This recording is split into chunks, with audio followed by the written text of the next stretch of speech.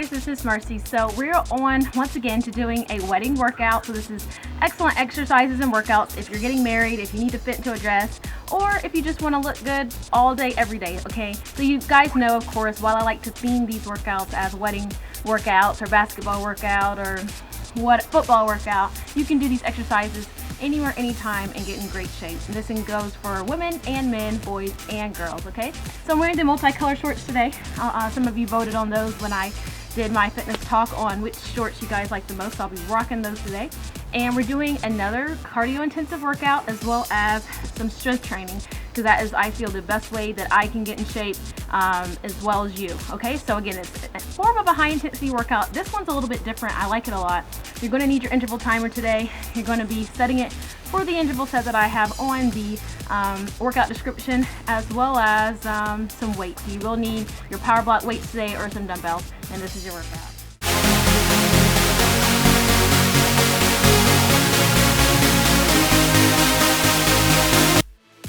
All right, so as you saw, we're going to be doing 1.5 minutes of cardio today, so a little bit different. It's not good to always do the same amount of time for your cardio. You need to change it up, so we're going to be doing that. Again, it's nice outside today, therefore I am doing my run outside. I encourage you to do the same so you can sweat a little bit more if the treadmill gets boring.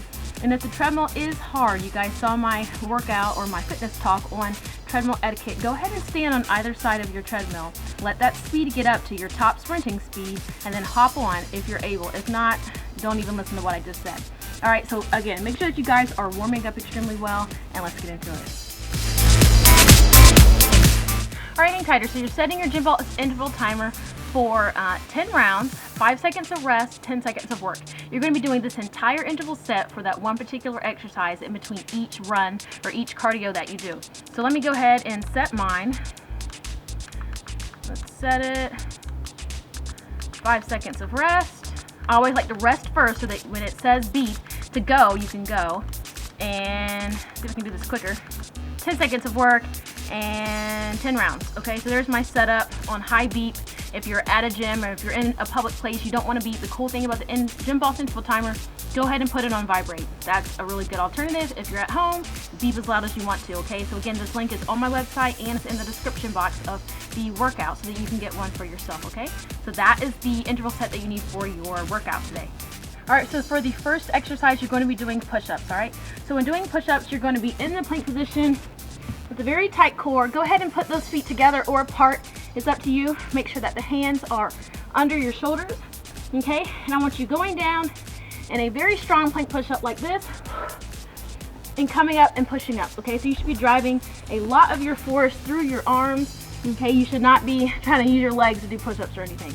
So that's going to be for intermediate advanced. Beginners, you're on your knees, you're going down, and you're coming up, down, coming up. That's going to be your variation. If you want to keep them just like this, same thing. And I've learned with my foot injury, doing push-ups on your knees are not always as easy as they seem. If you try and get your chest down all the way down to the ground, it's going to be just as hard, and those are going to be push-ups. All right, so if we're going to do a core exercise, we're going to be doing some plank hip touches. And for me, I like to go past my hip. I like to go to my thigh to get a better reach, okay? So you're in your plank position, you're up like this, and you're going to be pretty much bouncing with a one-arm plank, touching the opposite hand to the opposite leg, and it's to your hip if you want, but if you want a further reach to get a lower core, you can. So you're down, and you're simply reaching to touch that leg or that hip or that knee and coming back to the plank position. So you should always be in a straight plank the entire time. You shouldn't be doing this just to touch your leg. Try and stay in a straight line and just touch like this. This is great for your lower abs and your obliques. You're gonna feel it a lot, okay? So for beginners, just go ahead and pop your body up and rest between each rep. You're up, you're touching, you're down, knees down. Up, touch, plank, knees down. All right, that's gonna be your variation. All right, so in a wedding dress, of course you guys are gonna need nice toned arms so that when we walk down the aisle and hold the flower, we'll look like, wow, this chick works out. All right, so small story short, dumbbell curls, okay? So bicep curls, okay? So these are 25-pound weights. I want you to go heavy if you can, okay? And you can do hammer curls or you can do traditional bicep curls, all right? So you can just go up with your hammer curl so that dumbbell is touching that shoulder. And I'm coming back down. I'll do it again. It's up, touching the shoulder, and back down. Or you can do traditional where the dumbbell is faced out in front and you're curling and you're coming back. So you're curling and you're coming back, but whatever you do, you're going to alternate and count your reps that way. Okay, so if I'm doing traditional, go ahead and put those feet out shoulder distance, hip distance apart. You don't want to lock your legs out straight and you don't want to be too out wide. So go ahead and put them right there. You can put a little bend if you want, and go ahead and curl that dumbbell up, back down, and remember that you're breathing. You're alternating for this exercise. So it's a traditional dumbbell curl. Do not use heavier weights than you need. I do not want to see, let me show you. You shouldn't be doing this just to get the weight up. That means you're using too much of your back, too much of your core. You should be able to stand in a straight line and do that curl. And until you can do it with this much authority, make sure that you're using light weight, just like this. But again, remember that you're alternating when you do this exercise. All right, so alternating lateral jumps, okay? So a traditional jump that we've been doing with the lateral lunge, we've simply been touching the ground and going to the opposite side, just like this, okay? So that might be for the beginners, okay? Again, you're just simply down, you're touching the ground, just like that. You're getting your cardio up and your knees are getting stronger, your legs are getting sexy, and your core, okay? But for this one, we're going to use weight, and we're going to be using the weight in between each one, okay? So you're going to be down, lateral. When you jump up, the weight's going to be above your head. That's what you're going to be putting down. So you're up, you're up, you're up.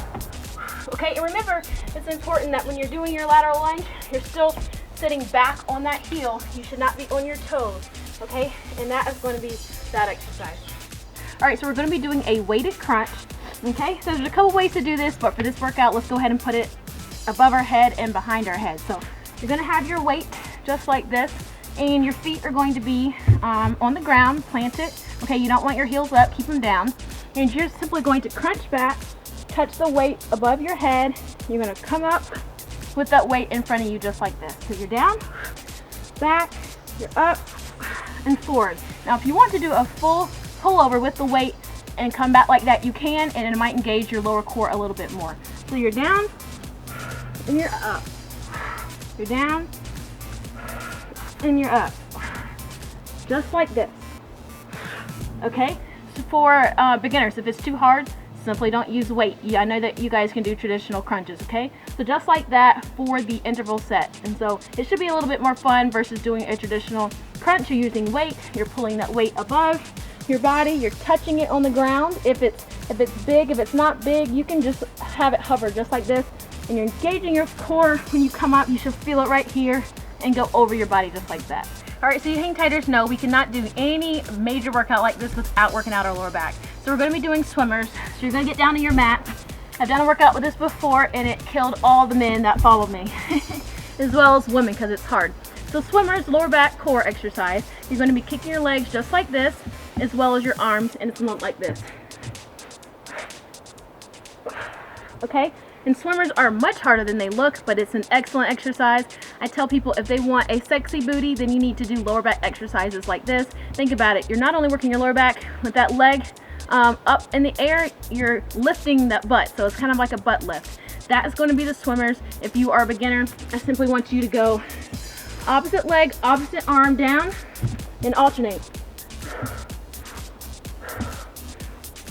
Okay? That is going to be your variation.